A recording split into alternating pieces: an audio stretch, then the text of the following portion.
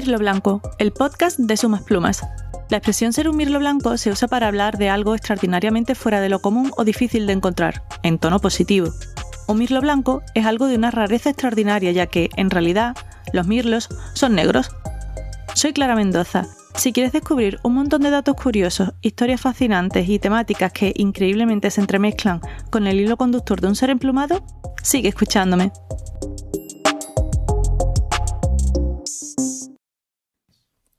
¿Cómo es posible que un cazador demostrara que Aristóteles y Linneo estaban equivocados? ¿Por qué las aves, si pueden volar, se agolpan en el estrecho de Gibraltar para cruzar hasta África? ¿Cómo una banda puede triunfar con el nombre menos comercial del mundo? ¿Qué narices hace una alpargata del siglo XIII en un nido de quebrantahuesos? Hay plumas muy grandes entremezcladas con todas estas historias. ¿Quieres saber de qué se trata?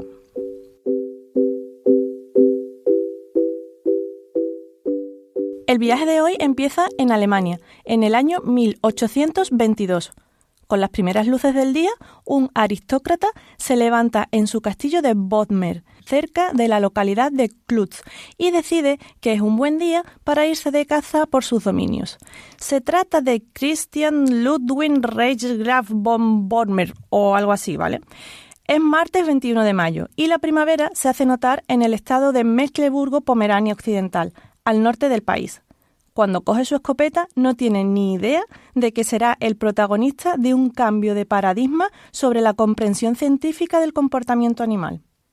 Nuestro amigo Christian no tiene ganas de complicarse la vida. Va a por una presa fácil, grande.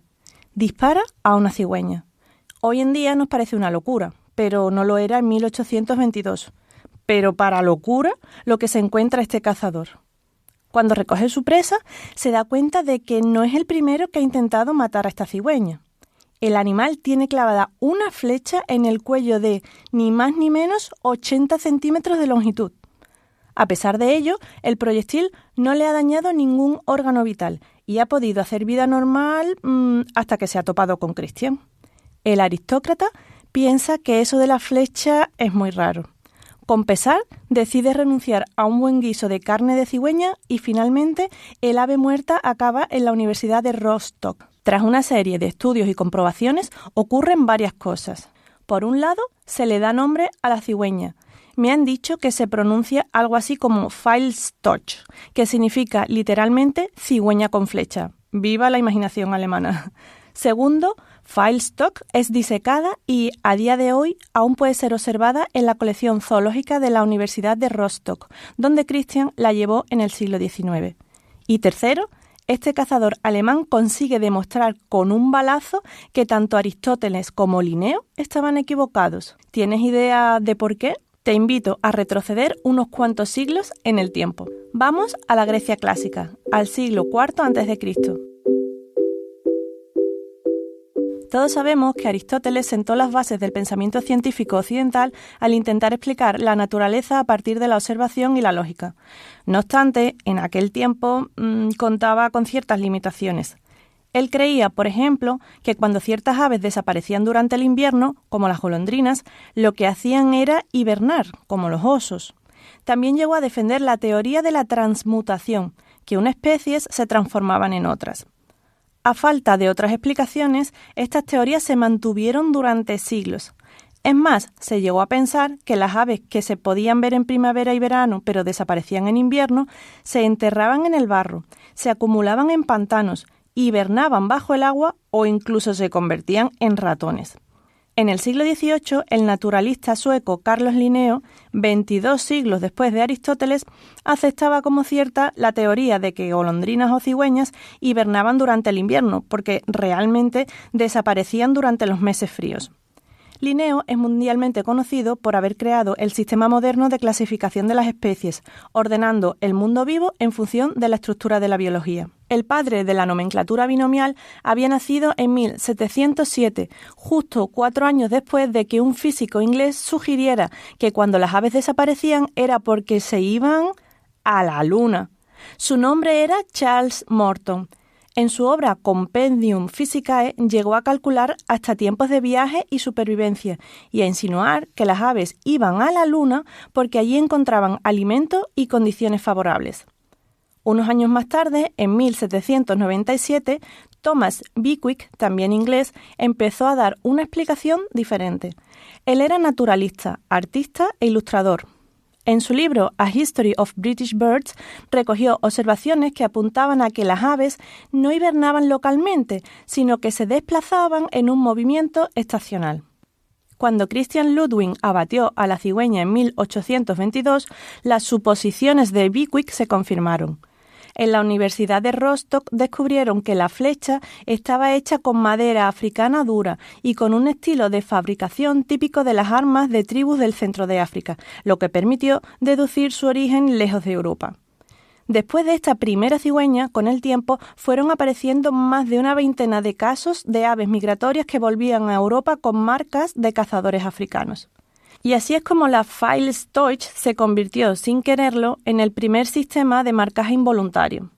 Esa flecha era la prueba de que las aves no hibernaban o desaparecían mágicamente, sino que viajaban miles de kilómetros entre continentes. Esto revolucionó completamente a la comunidad científica y sentó las bases de las teorías migratorias de las aves. A día de hoy sabemos a ciencia cierta que las cigüeñas blancas que crían en el norte de Europa migran hasta el África subsahariana, incluso hasta Sudáfrica, haciendo viajes increíbles de entre 4.000 y 6.000 kilómetros. Para ello utilizan dos rutas. La ruta oriental, desde los Balcanes pasan por Oriente Medio hasta África, y la ruta occidental, desde la península ibérica hasta África, en concreto por el estrecho de Gibraltar. Solo hay una cosa que odio de pajarear: los madrugones. Una cosa es levantarse a las 7 o incluso 6 de la mañana, ok, pero en ocasiones he tenido que poner el despertador a las 4:30 de la mañana y eso no mola. Hay dos motivos para programar la alarma a horas tan indecentes. El primero es que si quieres ver según qué especies o hábitats tienes que desplazarte. Por ejemplo, desde Barcelona se tardan unas 2 horas para llegar al Delta del Ebro, un lugar increíble para ver aves. Si escuchaste el episodio 1 de Mirlo Blanco, sabrás que es allí donde participé en un anillamiento de pollos de flamenco que me dejó extasiada. El segundo motivo es que la mejor hora para ver aves es a primera hora de la mañana. ¿Y eso por qué? Imagina a un pequeño pájaro, un gorrión, por ejemplo, que están por todas partes. Pesa unos 30 gramos, o sea, como 3 monedas de 2 euros, para que te hagas una idea. Duerme a la intemperie, claro, no hay hoteles de gorriones. Si es un gorrión de Euskadi, quizás ha pasado la noche con temperaturas bajo cero. Duerme quieto y acurrucado, con suerte en el hueco de un viejo edificio. Apenas amanece, necesita activarse para buscar comida. Las aves, especialmente los paseriformes, tienen un metabolismo muy rápido y es por eso que a primera hora están más activos alimentándose y por eso es la mejor forma de observarlos. Aunque la teoría me la sé, la verdad es que en la práctica no disfruto de los madrugones, pero igualmente me los pego. En 2024 encadené unos cuantos madrugones del 7 al 10 de septiembre. Me apunté a una salida de la Sociedad Española de Ornitología llamada Estrecho Postnupcial. Para alguien no versado en aves, quizás suene a un tipo que no quiere tener relaciones sexuales ni después del matrimonio. Nada más lejos de la realidad. Hace referencia al paso migratorio de las aves por el estrecho de Gibraltar que tiene lugar después de la temporada de reproducción. Es decir, a finales del verano, cuando las aves migratorias hacen largos viajes para pasar los meses más fríos en lugares más cálidos y con más alimento. Porque eso es lo que hacen en invierno, y no viajar a la luna, ni hibernar, ni convertirse en ratones.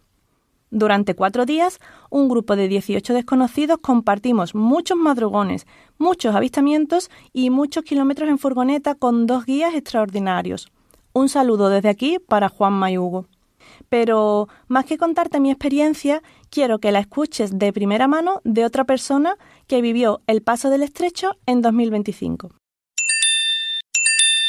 Cigüeñas, porque tengo ahí la experiencia de cuando nos sobrevoló un bando de, 2.000, 3.000 cigüeñas súper bajito, que es que escuchabas los aleteos y Dios, es que era espectacular eso, sinceramente. Hubo un momento en uno de los bandos, estos así grandotes de no sé cuántas 1.000 cigüeñas, que vimos la cigüeña leucística, que eso fue fue increíble porque me acuerdo, es que todo fue en el mismo día, en la misma mañana, fue apoteósico. Estaba ahí Alejandro contándonos que no, en algunos bandos de cigüeña, pues muchas veces se ve algún ejemplar así peculiar, ejemplares melánicos, ejemplares sucios por los basureros, incluso que hacía unos cuantos años se vio una cigüeña leucística, y te juro que fue decirlo, yo que sé, al cabo de unos 40 minutos o por ahí, vino un bando de cigüeñas de estos enormes y de repente escuchamos a un tío, oye, hay una cigüeña rara ahí, ¿qué es eso blanco? No sé qué. Y ya nos ponemos a mirar todos una cigüeña leucística. Fue decirlo a Alejandro y apareció en el bando que venía a tomar por culo la cigüeña leucística y yo me quedé con cara de pero. ¿Y esta invocación? La voz que has escuchado es de alguien que en redes sociales se hace llamar la Mirlina de Campo. Su nombre real es Paula. Tiene 21 años. Vive en Fuenlabrada, Madrid, y estudia ciencias ambientales. Que conste, este corte no es una locución que ella haya hecho para Mirlo Blanco. Es un audio que me envió en septiembre de 2025, cuando acababa de volver del Estrecho y yo le planteé contar su experiencia en el podcast. Como puedes escuchar, no podía estar más emocionada. De pequeña, a Paula le gustaba la naturaleza y jugaba con figuras de animales y dinosaurios. Sin embargo, el hecho que lo cambió todo tuvo lugar en 2013, cuando ella tenía 8 años. Era una fría mañana de invierno. De repente, desde el balcón de su casa, vio un pájaro marrón que nunca antes había visto. El ave había decidido visitar las jardineras que estaban en el alféizar. Aun siendo una niña, recuerda que se preguntó, ¿qué es esta ave marrón? ¿Por qué no se parece a las palomas que suelo ver? ¿Y por qué tiene ese pico curvo y unas garras tan fuertes? Fue a buscar en sus libros infantiles de animales, pero no lo encontró. Por eso tuvo que pedir que le compraran su primera guía ornitológica, llamada Enciclopedia de la Ciencia, Aves, de la editorial Tikal. Aquel libro se convirtió en su Biblia de aprendizaje, y gracias a él descubrió que aquella ave marrón era un precioso cernícalo vulgar. Durante 3 años, el cernícalo y su pareja criaron en las macetas de la casa de Paula, para gran regocijo de ella. Tiene recuerdos grabados a hierro de aquella época. El macho llamando con su estridente canto a la hembra cada vez que traía un ratón como ofrenda nupcial, la hembra incubando pacientemente los huevos, los pollos recién nacidos piando y reclamando los mejores bocados y, por supuesto, sus primeros vuelos. Absolutamente todo ha quedado grabado en su memoria. Tengo un profesor en la universidad que me habló muchas veces de Rachel Carson, su filosofía de asombrar a los niños, ¿no? De que los niños tienen, para conectar más bien con la naturaleza, tienen que asombrarse por ella, pararse, ver la naturaleza y decir, ¡wow! Lo que me rodea, ¿no? Al fin y al cabo. Y es que eso me pasó a mí, es que lo viví en mis propias carnes, por así decirlo. Siempre se me repite en la cabeza ese profesor que tengo en la universidad de el asombro y los niños, la naturaleza, la conexión, hay que pararse a observar y decir, ¡wow! Dios, qué verdad tenía mi profesor en ese sentido. Te leo sus propias palabras. De ahí en adelante ya fue caer en una espiral de locura y pasión absoluta por las aves. Hoy en día la afición se ha convertido en algo que da sentido a mi vida. Sin aves, sinceramente, no sabría qué sería de mí. El pajareo es lo que me permite desconectar de la rutina y reconectar con la naturaleza, con sus sonidos, sus paisajes y sobre todo con la libertad que transmiten las aves. Por ese motivo, Paula ha realizado numerosos viajes y experiencias ornitológicas, como participar en el programa Migres en el Estrecho, un año después de que yo fuera a ver la migración postnupcial. Migres es un programa de seguimiento a largo plazo de la migración de aves que cruzan el Estrecho de Gibraltar.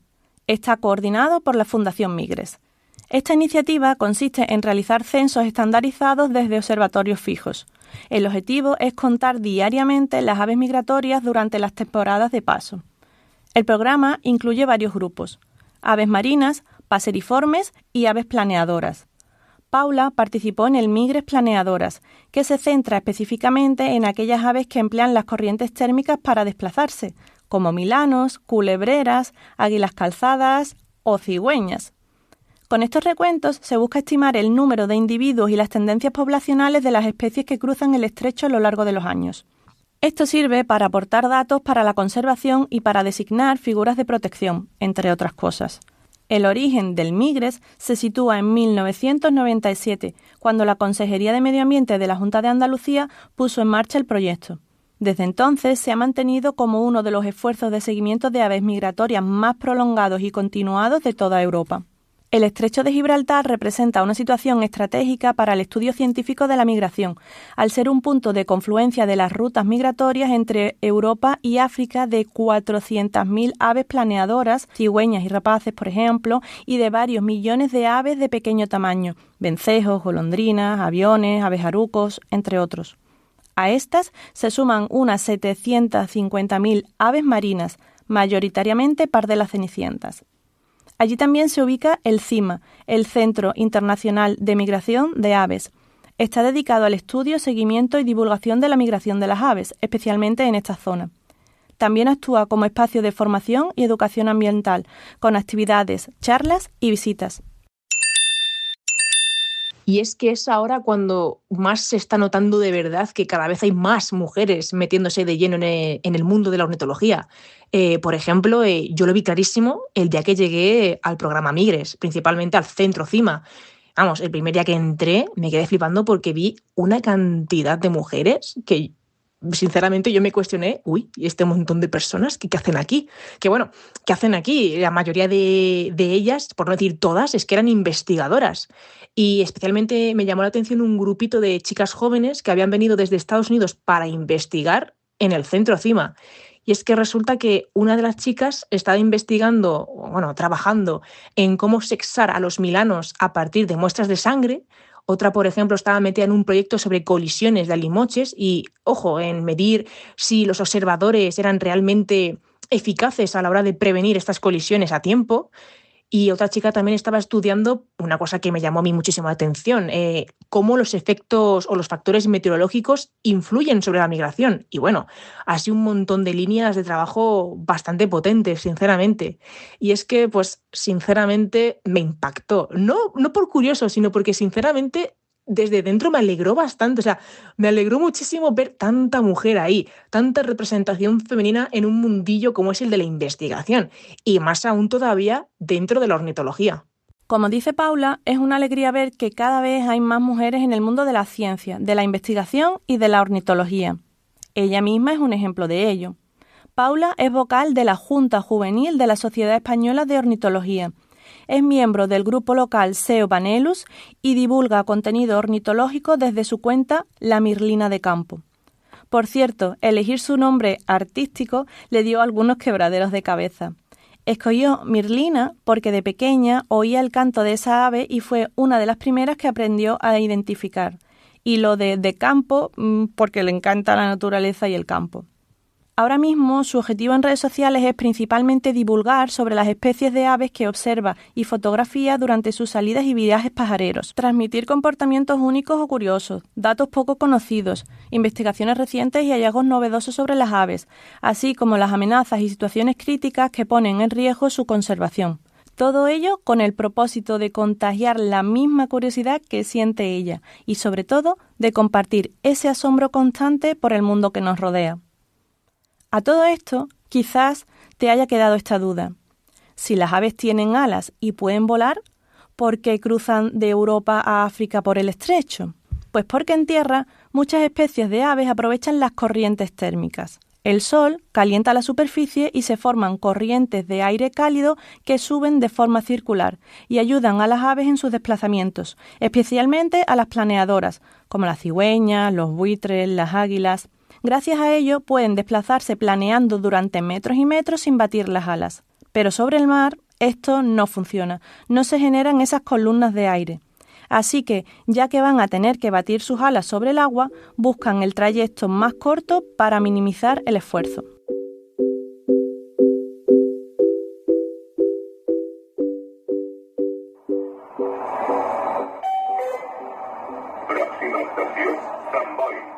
El trayecto más corto de mi casa en Barcelona a Sant Boi de Llobregat no era, desde luego, en transporte público, pero es el que hice.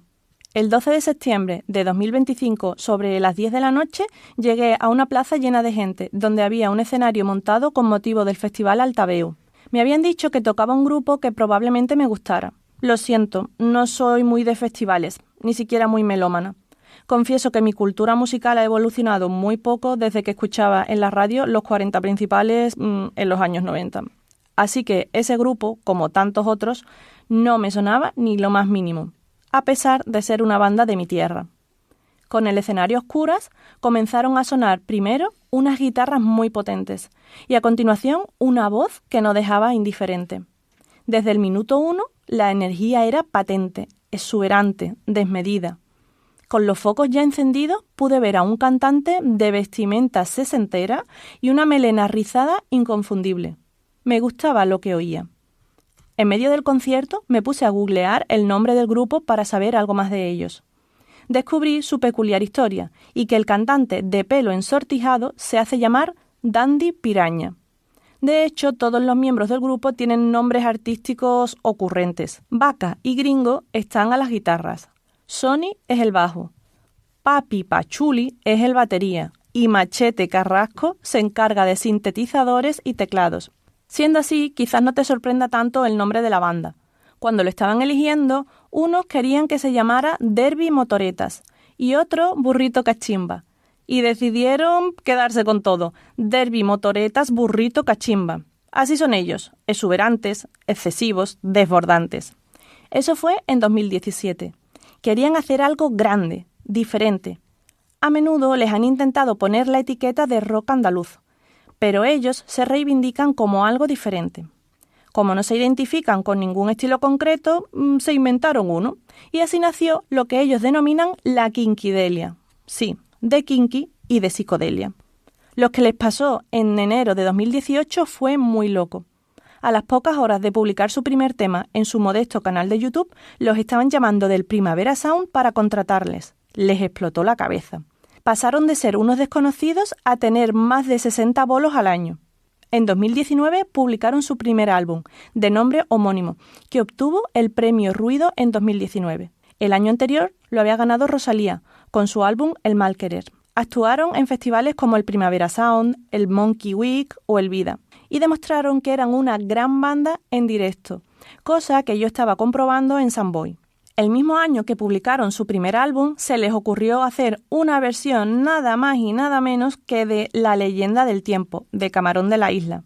Bueno, no una, sino dos. Crearon una ellos solos, llamada Nana del Caballo Grande, y otra con la cantaora onubense Rocío Márquez, llamada Viejo Mundo. Lo hicieron con mucho cariño, mucho respeto y mucho amor, porque sabían que estaban, en sus propias palabras, tocando los pilares de la tierra.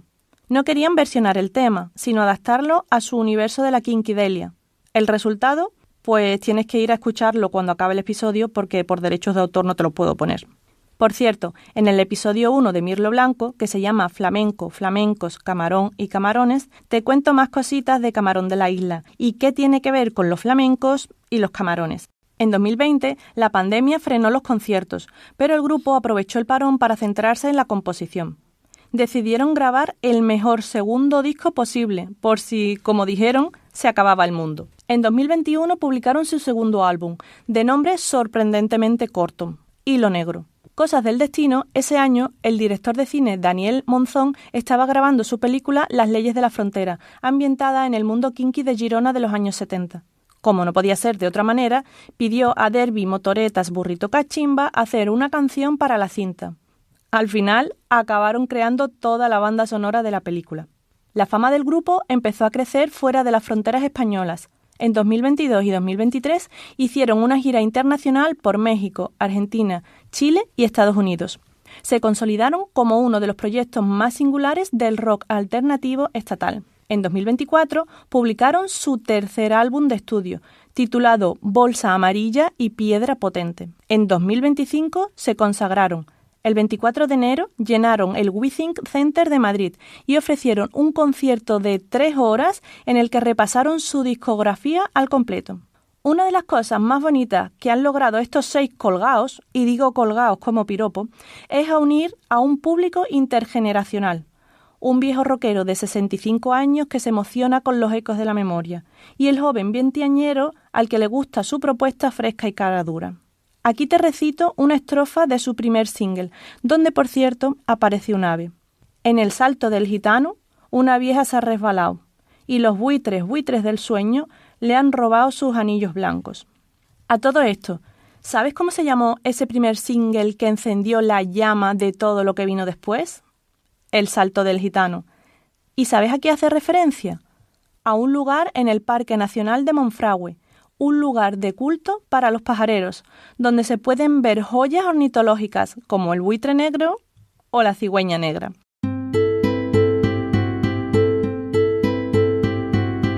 Justamente por esa zona de Extremadura, un joven biólogo nacido en Vigo estaba buscando algo.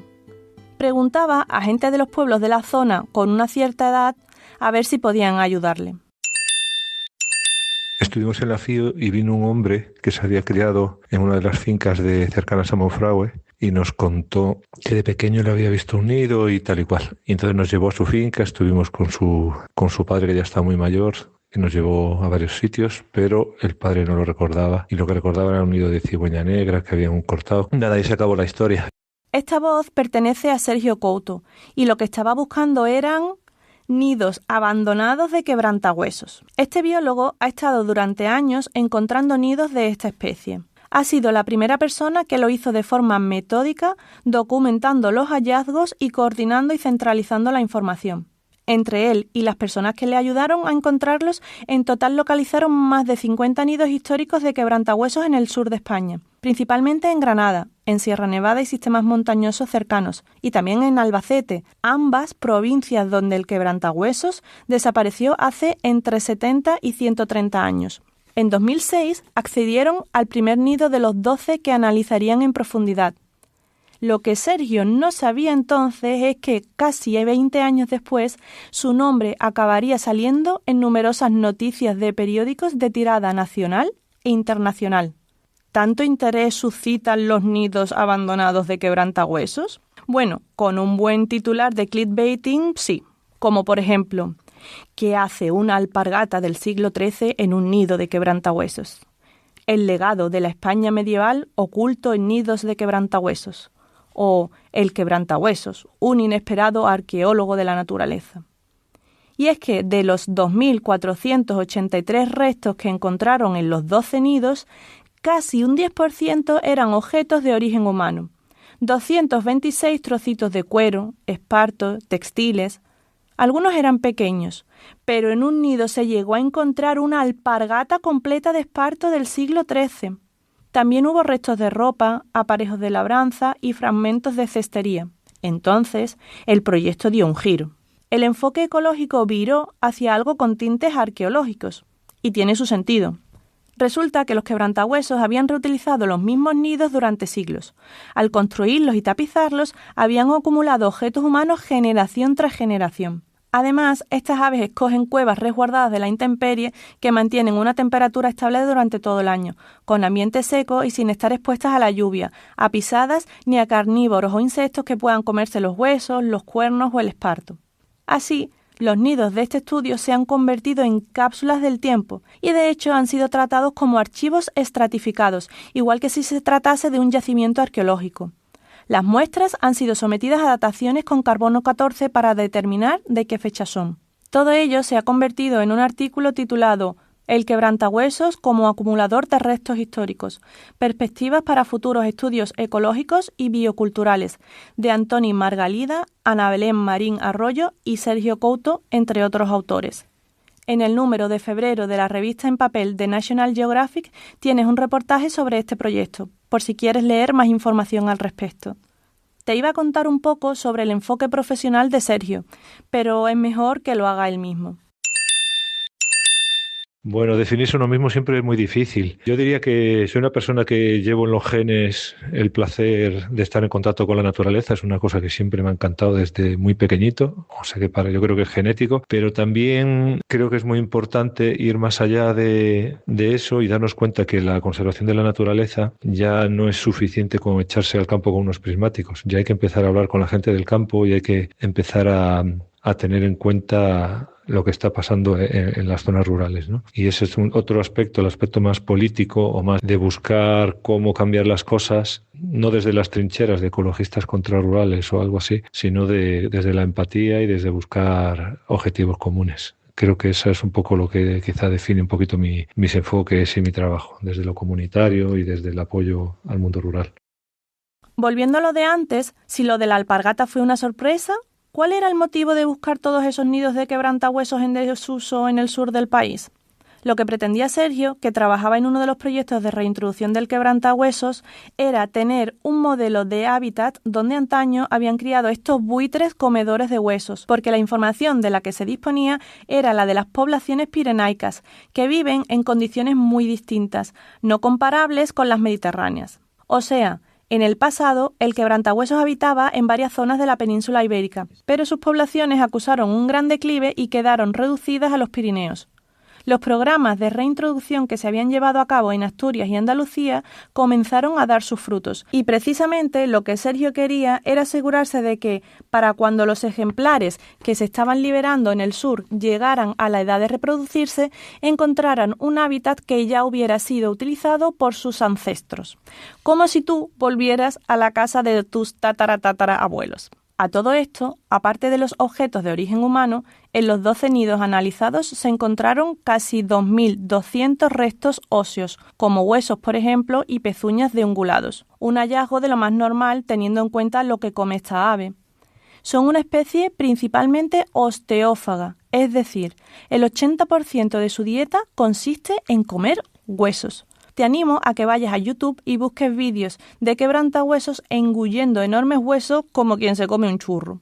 Además, por si no lo sabías, el quebrantahuesos es también conocido por su técnica para acceder al tuétano de dentro de los restos óseos. Se eleva decenas de metros de altura, lanza contra el suelo rocoso el hueso que lleva en el pico y este se parte cuando cae al suelo, y el quebrantahuesos va a buscarlo para degustar su deseado tuétano. Por este motivo, en los nidos también encontraron algo que los expertos llaman tizas. Las tizas son los excrementos de los quebrantahuesos, que son blancos a causa de su dieta ósea. Como intuirás, esta especie tiene un estómago a prueba de bombas, con un pH superácido que hace que en solo 24 horas puedan digerir un hueso completo. Ya que en este episodio las protagonistas son las aves planeadoras, déjame decirte que los quebrantahuesos no son exactamente planeadoras. No usan tanto las corrientes térmicas, sino que van siguiendo los llamados vientos de ladera, una estrategia que les permite vivir en zonas de alta montaña con condiciones atmosféricas en las que un buitre común tendría dificultad para volar. Lo que está claro es que el quebrantahuesos es un buitre muy peculiar. Come huesos, tiene barba, su ojo es rojo y hace nidos que son cápsulas del tiempo.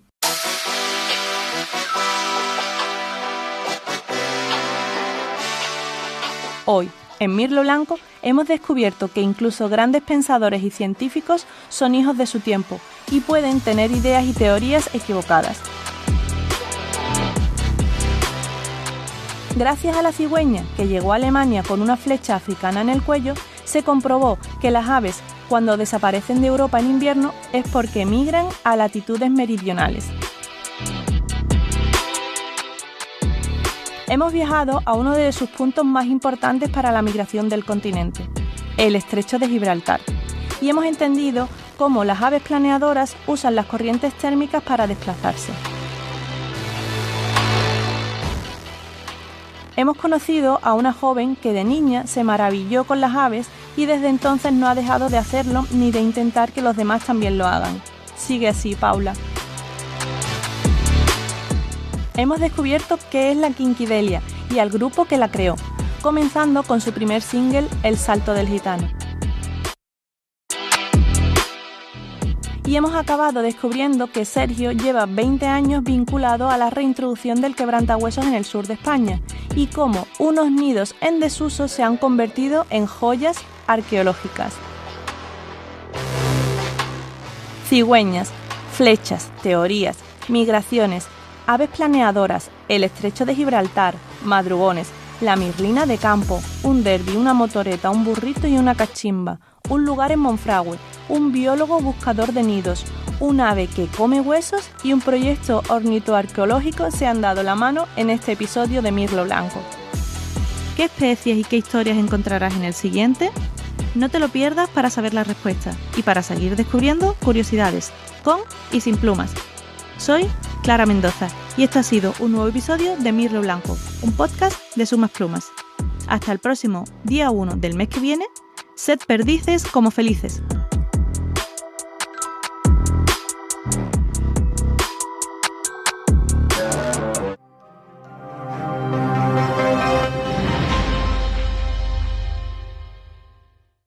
Este es un podcast para seguir aprendiendo, sorprendiéndose y maravillándose de lo que ocurre más allá de nuestras vidas y más acá de nuestras mentes.